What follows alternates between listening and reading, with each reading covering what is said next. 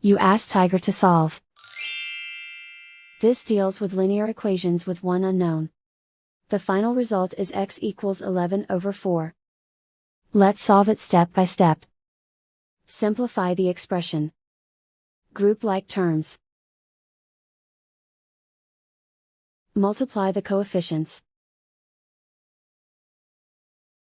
Combine like terms. Swap sides. Isolate the x. Multiply both sides by inverse fraction 5 over 1.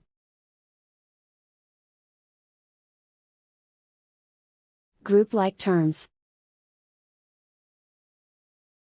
Multiply the coefficients. Simplify the fraction. Multiply the fractions. Simplify the arithmetic. And so the final result is x equals 11 over 4.